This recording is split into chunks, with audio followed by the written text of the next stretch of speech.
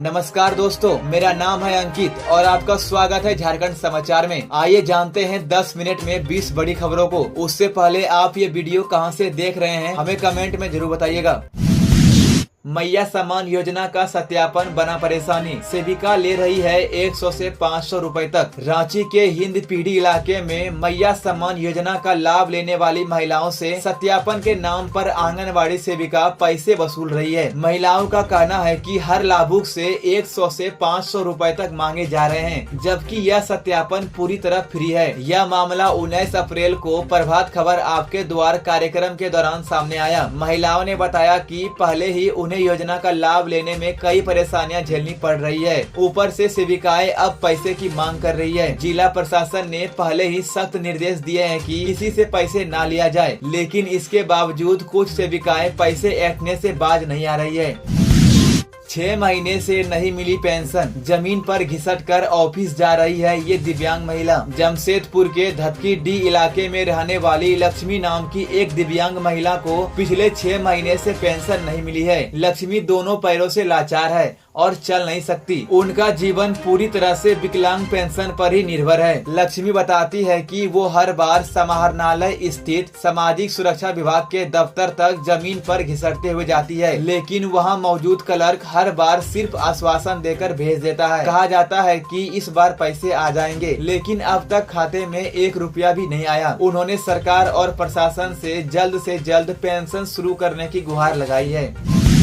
संविधान बचाओ अभियान के बहाने कांग्रेस का निशाना, निशिकांत दुबे पर बरसे प्रदीप यादव। झारखंड कांग्रेस ने संविधान बचाओ अभियान की जानकारी देने के दौरान भाजपा सांसद निशिकांत दुबे पर जमकर हमला बोला। प्रदेश अध्यक्ष केशव महतो कमलेश ने बताया कि 22 अप्रैल को कांग्रेस कार्य समिति की बैठक होगी, जिसमें 40 दिन तक चलने वाले संविधान बचाओ अभियान की योजना बनाई जाएगी। इस दौरान प्रदेश, जिला और विधानसभा स्तर पर रैली भी की जाएगी। प्रेस कॉन्फ्रेंस के दौरान विधायक प्रदीप यादव ने कहा कि निशिकांत दुबे का सुप्रीम कोर्ट और जज संजीव खन्ना पर दिया बयान बहुत ही आपत्तिजनक, भड़काऊ और असंवैधानिक है। यह लोकतंत्र और न्यायपालिका पर सीधा हमला है। प्रदीप यादव ने भाजपा से मांग की है कि अगर वो सच में इस बयान से खुद को अलग मानती है तो निशिकांत दुबे को बर्खास्त करे और प्रधानमंत्री माफी मांगे।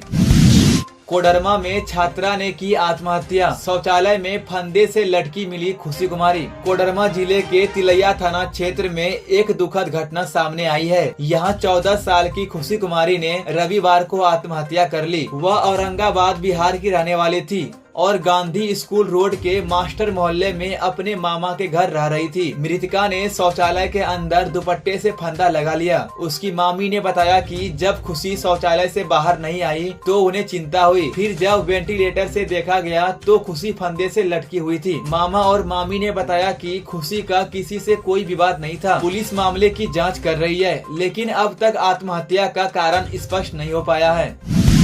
झारखंड के 35 गांवों में पानी की किल्लत, अधूरी रह गई 23 करोड़ की योजना। देवघर जिले में करोड़ों की लागत से बनी चांदडीह ग्रामीण जलापूर्ति योजना अब तक पूरी नहीं हो पाई है। जल जीवन मिशन के तहत बनी यह योजना अजय नदी से पानी उठाकर चांदडीह, गौरीपुर और सातर पंचायत के 35 गांवों तक पानी पहुंचाने के लिए थी, लेकिन 2024 की तय समय सीमा निकल जाने के बाद भी सिर्फ 40% काम ही पूरा हो सका है। गर्मी बढ़ने से गांवों में पीने के पानी की भारी कमी हो गई है। 3834 घरों को पानी देने की योजना थी, लेकिन एक भी घर को अब तक जल कनेक्शन नहीं मिला है। विभाग की ओर से कई बार ठेकेदार को नोटिस भेजा गया है कि वह काम समय पर पूरा करे, लेकिन अब तक कोई खास बदलाव नहीं दिख रहा है।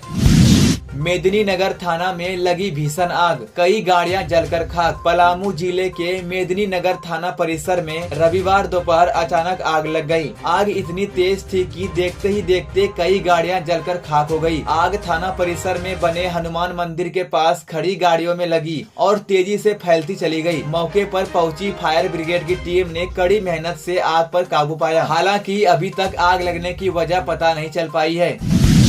रांची और सरायकेला में वज्रपात का खतरा, मौसम विभाग ने जारी किया ऑरेंज अलर्ट। झारखंड की राजधानी रांची और सरायकेला खरसावां जिले में अगले 3 घंटे के भीतर तेज बारिश और बिजली गिरने की संभावना जताई गई है। मौसम विभाग ने ऑरेंज अलर्ट जारी किया है। रांची स्थित मौसम केंद्र के अनुसार इन जिलों में गरज के साथ मध्यम बारिश, वज्रपात और तेज हवा चलने की संभावना है। हवा की रफ्तार 40 से 50 किलोमीटर प्रति घंटा तक पहुंच सकती है। मौसम वैज्ञानिकों ने लोगों से सावधानी बरतने की अपील की है।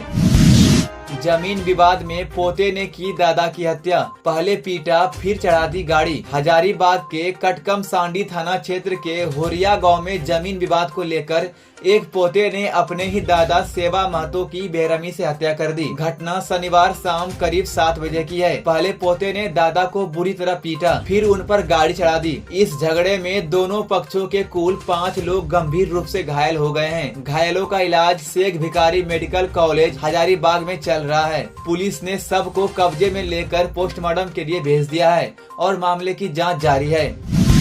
धनबाद के गलफरबाड़ी में बनेगा इंडस्ट्रियल हब, हजारों को मिलेगा रोजगार। धनबाद के निरसा विधानसभा क्षेत्र के गलफरबाड़ी इलाके को इंडस्ट्रियल हब बनाने की तैयारी शुरू हो गई है। ये जानकारी खुद निरसा के विधायक अरूप चटर्जी ने दी है। शनिवार को उन्होंने ग्यारकुंड प्रखंड कार्यालय में सीओ कृष्ण कुमार मरांडी से मिलकर योजना पर विस्तार से चर्चा की। विधायक ने बताया कि गलफरबाड़ी में शुरुआती सर्वे पूरा हो चुका है। अब जमीन की कीमत का फिर से मूल्यांकन कराया जाएगा और उसकी रिपोर्ट जियाडा को भेजी जाएगी। इस योजना से हजारों लोगों को रोजगार मिलेगा। लोगों को नौकरी के लिए अब दूसरे राज्यों में नहीं जाना पड़ेगा। निरसा को झारखंड का बड़ा इंडस्ट्रियल सेंटर बनाया जाएगा। विधायक ने कहा कि निरसा के 60 स्कूलों में भवन और 4 दीवारी की कमी है। इसे DFT फंड से बनवाया जाएगा। सभी उच्च विद्यालयों में +2 की पढ़ाई भी शुरू की जाएगी। इसके लिए शिक्षा विभाग से पत्राचार हो चुका है। गिरिडीह में कुएं से मिली महिला की लाश, ससुराल वालों पर लगा हत्या का आरोप। गिरिडीह जिले के हिरोडी थाना इलाके के निमाफरी गांव में एक कुएं से 30 साल की महिला रीना देवी का शव बरामद किया गया। वह पिछले 1 हफ्ते से लापता थी। जैसे ही शव मिलने की खबर फैली, गांव में भीड़ जुट गई। रीना देवी के मायके वाले भी मौके पर पहुंचे। उन्होंने आरोप लगाया कि रीना के ससुराल में अक्सर झगड़ा होता था। घरेलू विवाद के कारण रीना पहले भी कई बार परेशान हो चुकी थी। रीना के परिजनों का कहना है कि झगड़े के बाद वह बच्चों को छोड़कर लापता हो गई थी, लेकिन ससुराल वालों ने उसे ढूंढने की कोशिश तक नहीं की। परिवार को शक है कि उसकी हत्या करके शव को कुएं में फेंक दिया गया। सूचना मिलने पर पुलिस मौके पर पहुंची और शव को कब्जे में लेकर पोस्टमार्टम के लिए सदर अस्पताल गिरिडीह भेज दिया।